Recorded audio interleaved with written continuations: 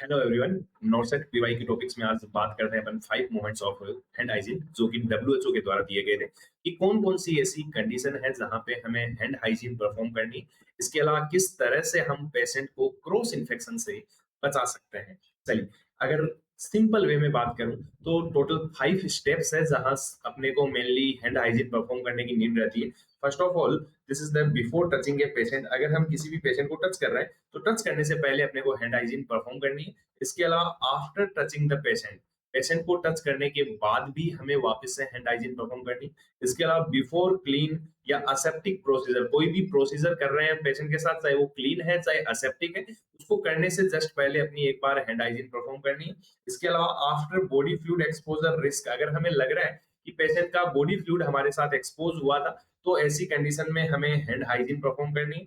इसके अलावा after touching the patient surrounding, कि पेशेंट के सराउंडिंग में जितनी भी चीजें हैं, वो चाहे आईवी स्टेंड है, चाहे कार्डियक टेबल है, चाहे बेड साइड लॉकर है, या पेशेंट का बेड है, साइड रेल है, किसी भी चीज को अपन ने अगर टच किया है तो टच करने के बाद हमें क्या करना है, हैंड हाइजीन एक बार फिर से परफॉर्म करनी है। और आपके नोटसेट में ये क्वेश्चन बार बार पूछा जाता है कि इनमें से कौन सी स्टेप नहीं है। तो इजी वे में याद करने का तरीका कि सर एक बार टच करने से पहले और एक बार टच करने के बाद। इसके अलावा अगर कोई भी प्रोसीजर करते हैं तो हमें पता है प्रोसीजर करने से पहले तो सर हैंड हाइजीन करना कंपलसरी है। इसके अलावा अगर हमें लगे कि हमारे हाथों में पेशेंट के कोई भी सिक्रेशन या कोई भी बॉडी फ्लूइड टच हुआ है या हमें एक्सपोजर हो सकता है, जैसे मैं कहूं कि रेस्पिरेटरी सिक्रेशन है, जीआई सिक्रेशन है, पेशेंट ने वोमिट कर दिया और हमें लग रहा है कि हाथ में कुछ टच हुआ है, तो ऐसी कंडीशन में सर हाथ गंदे हुए हैंड हाइजीन परफॉर्म करनी पड़ेगी। इसके अलावा फाइनल कि सर अगर किसी भी सराउंडिंग को हमने टच किया है तो हमारी एक स्टेप और बन जाती है आफ्टर टचिंग पेशेंट सराउंडिंग।